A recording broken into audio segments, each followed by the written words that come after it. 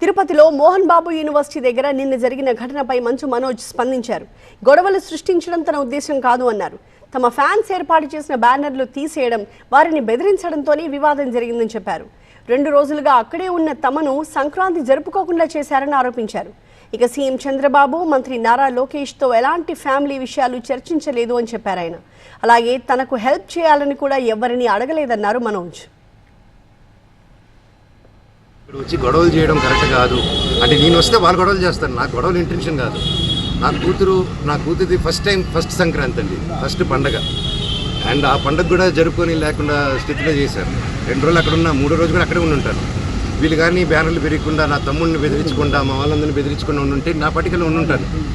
సరే కనుక్కొని, నేను అందరూ ప్రోగ్రాంలు కనుక్కొని సీఎం గారు వెళ్ళిన తర్వాత, లోకేష్ గారు కూడా వెళ్ళిపోయిన తర్వాత ఎంటర్ అవుదామని ఆయన 10:30కి వెళ్ళిపోయే ప్రోగ్రామ్ ఉంది. నేను అవన్నీ కనుక్కొని నైట్ నిన్ను దాటుకొని 11 o'clock ఫ్లైట్ బుక్ చేసుకుని వచ్చాను. నేను ఎవరికి డిస్టర్బెన్స్ ఉండకూడదు అనేసి. కాకపోతే అది ఎందుకయిందో ఆయన ప్రజల వల్ల డిలే అయ్యి ప్రజలతో ఉండి కొంచెంసేపు టైం ఎక్కువ స్పెండ్ చేశాను నేను ఆయన.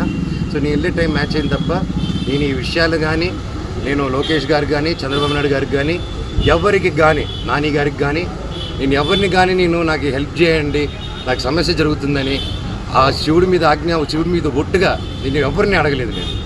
అండ్ వాళ్ళకి ఎన్నో పనులు ఉన్నాయి. సో వాళ్ళని ఇలాంటి విషయాలతో నేను డిస్టర్బ్ చేయను. నాది ఆ క్యారెక్టర్ కూడా కాదు. సో ఏదేదో అంటున్నారు ప్రెస్లో, వాళ్ళు ఏదో ప్రెస్ నోట్ వదిలేరు. సో అదంతా కరెక్ట్ కాదు.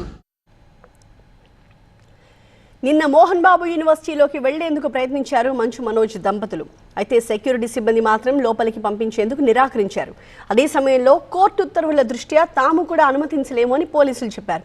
గేటు తీయాలంటూ చాలాసేపు వర్సిటీ ముందే నిరీక్షించారు మనోజ్ దంపతులు. అప్పటికి చాలా మంది అభిమానులు అక్కడికి చేరుకున్నారు. ఈ క్రమంలోనే పోలీసులు లాఠీచార్జ్ చేయడంతో పలువురికి గాయాలయ్యాయి. ఈ ఉద్రిక్త పరిస్థితి మధ్య సంచలన వ్యాఖ్యలు చేశారు మనోజ్.